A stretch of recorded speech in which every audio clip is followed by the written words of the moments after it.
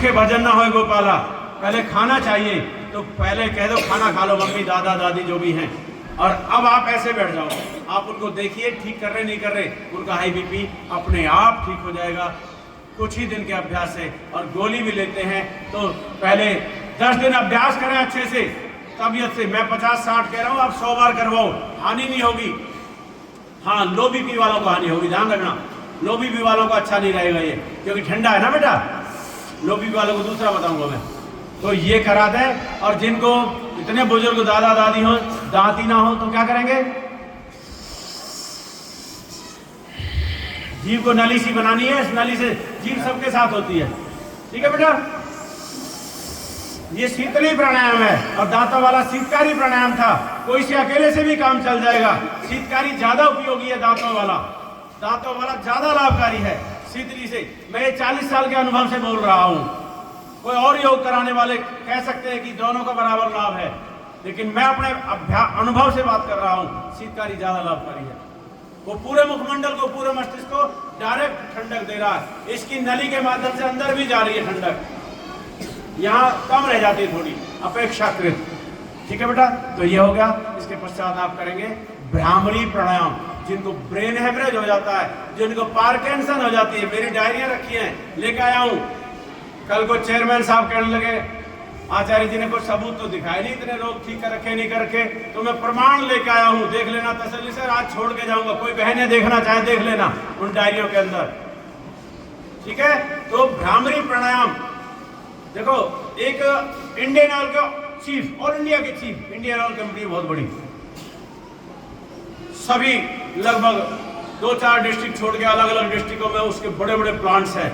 उनके चीफ को पार्किंसन हो गई थी होठों में और जीभ में।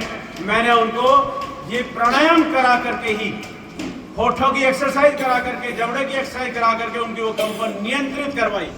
मैं ठीक करना नहीं बोल रहा, क्योर नहीं बोल रहा, बीपी क्योर हो जाता है, हार्ट के ब्लॉकेज क्योरेबल खुलते हैं, अस्थमा क्योर होता है, लेकिन पार्किंसन मेरे से तो क्योर हुई नहीं, पर रिकवर हो गई।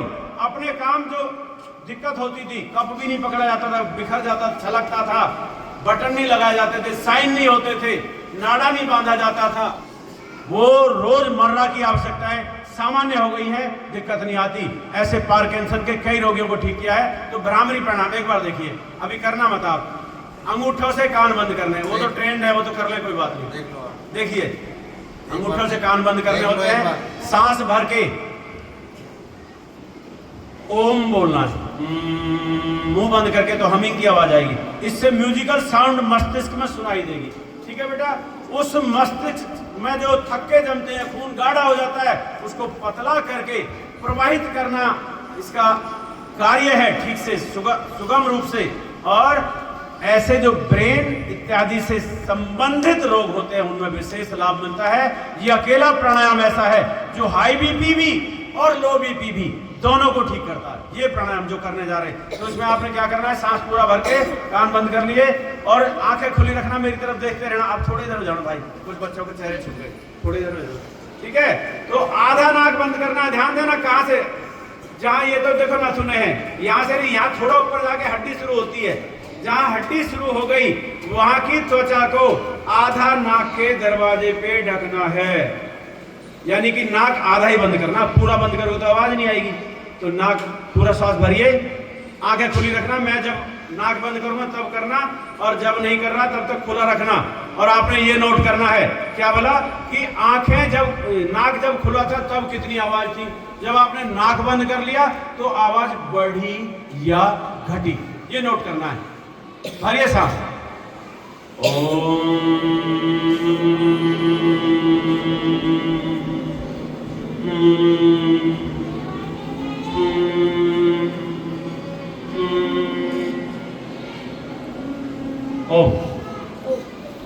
दोबारा देखो, नाक बंद करना, कुछ देर बाद तो पहली कैसी आवाज आ रही थी देखना, फिर आप फिर भी समझ नहीं पाए तो नाक ऐसे बंद कर लेना, फिर खोल देना, थोड़ा सा फिर बंद करना, फिर खोल देना, तो देखना बंद करने पे आवाज घटती है या बढ़ती है, बस इतना नोट करना।